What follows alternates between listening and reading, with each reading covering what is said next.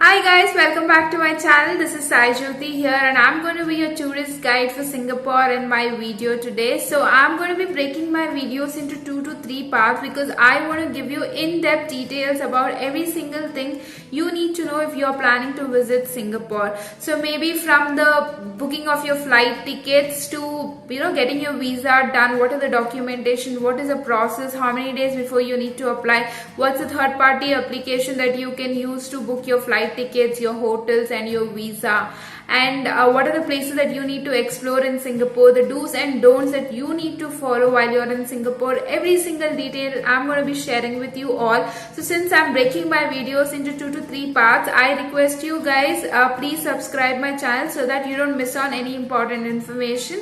So as soon as I upload a new video, you will get notified on your phone. So guys, getting back to the content of today's video, I'm going to be discussing with you all the do's and don'ts that you need to follow while you're in Singapore. So let's go check out what are they.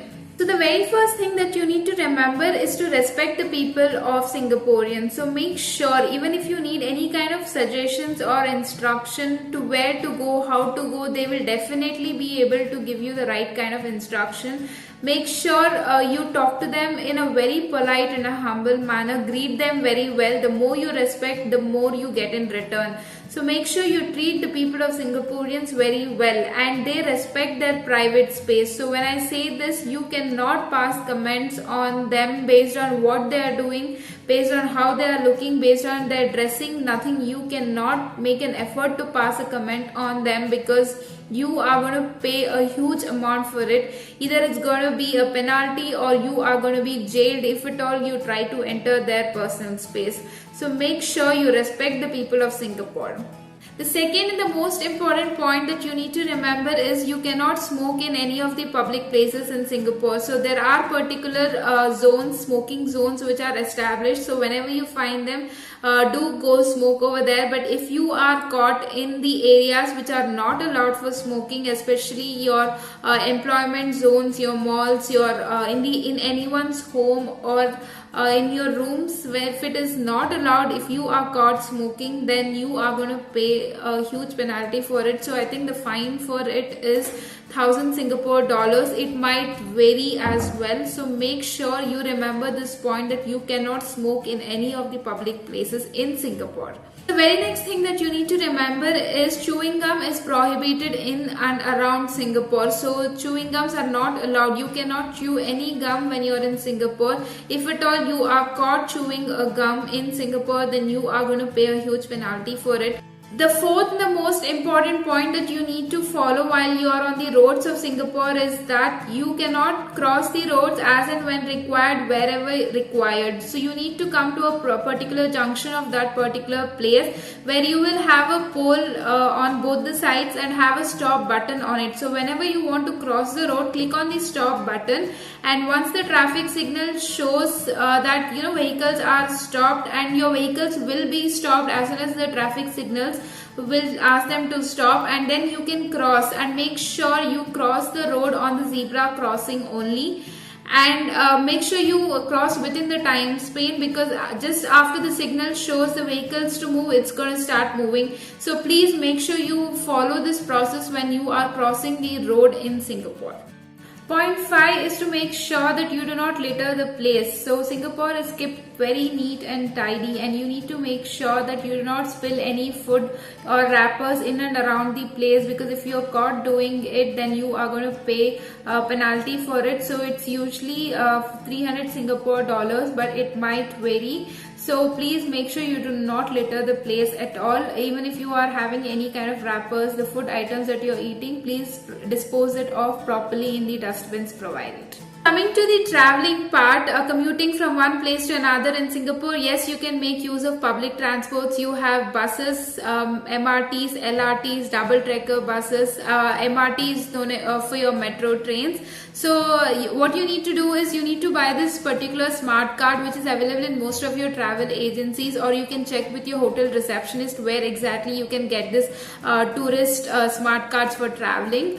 So you can buy that particular card, and you can keep recharging it as and when required. You will have this recharge machines in your metro stations, so you can check balance and recharge it. You can place any number of denomination currency you want, and you can recharge it accordingly and keep reusing it for your traveling purpose. And if at all you want to use cabs or taxis in Singapore, then yes, that is also available. Like in India we have Ola and Uber. Similarly, you can download the application that is called Grab, and similarly you can give in all the details and they will come and pick you and drop you, and you can pay for them. So this is how it works. The commuting works in Singapore.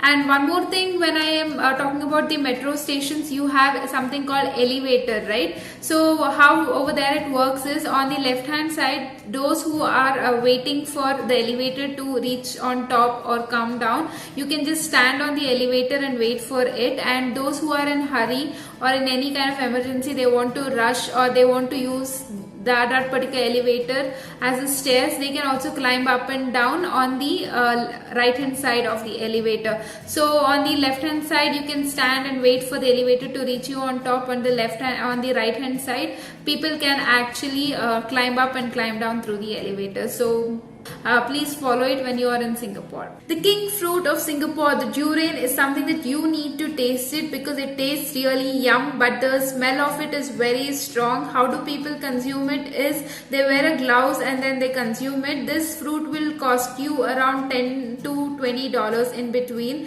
and you will find this fruit in any of the supermarkets, or I found it nearby to Chinatown. So do not miss this. And due to its strong smell, this fruit is not allowed to be carried in metro trains. It's prohibited in carrying in metro trains. You can find this particular write-up in metro trains as well. Do not break this rule and carry it. If at all you are caught carrying this particular fruit in metro train, then you need to pay a penalty for it. So enjoy the fruit wherever you find. Do not carry it in metro train. Also, please make a note of this important point, that eating and drinking water inside the metro train is completely prohibited. If at all you violate the rule, then you need to pay a penalty for this. So please make sure you do not eat or drink water inside the train. When you are traveling in public transport, please make sure you follow these seat reservation categories. That is, the seats that are reserved for old age people, women or pregnant ladies or kids or handicapped. Please make sure as soon as they arise, you have the courtesy to give up the seats to them, because they are very much specific about following these kind of rules in Singapore.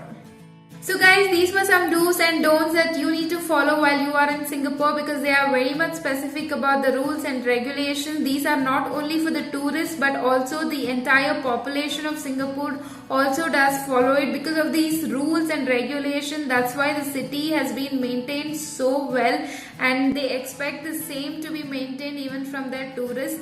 So do follow these rules and have an amazing Singapore journey. So guys, thank you so much for watching my video. Yes, like I told you before, my next video will definitely be on what are the places that you can explore while you are in Singapore based on the number of days of stay. So if you haven't still subscribed my channel, do subscribe, and if you think I added value to you all by this video, do not forget to like and do not forget to share this video with your friends and family members. Thank you so much. Have a lovely day ahead.